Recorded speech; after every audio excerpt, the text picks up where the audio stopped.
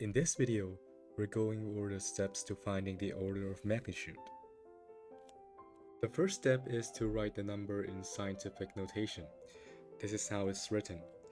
A times 10 to the power of n, when A is greater than or equal to 1 and less than 10.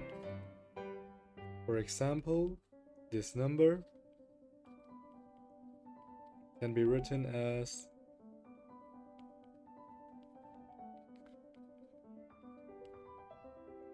if A is less than the square root of 10, then the order is equal to n.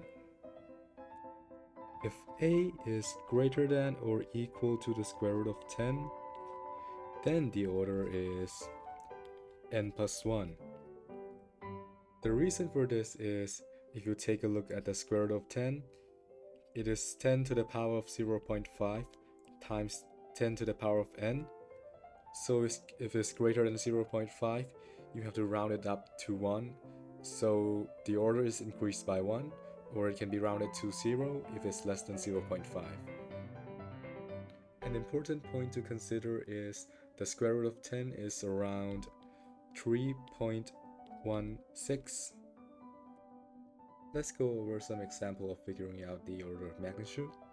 First we have 0.0086. So we can write this as 8.6 times 10 to the power of negative 3. So you can see that 8.6 is greater than 3.16.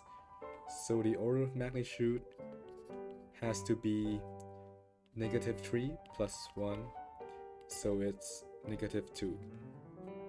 Another example is 215. We can write it as 2.15 times 10 to the power of 2. So we can see that 2.15 is less than 3.16, so the order of magnitude has to be exactly 2. This has been a pretty short one, but I hope you understood it. Thank you very much for watching.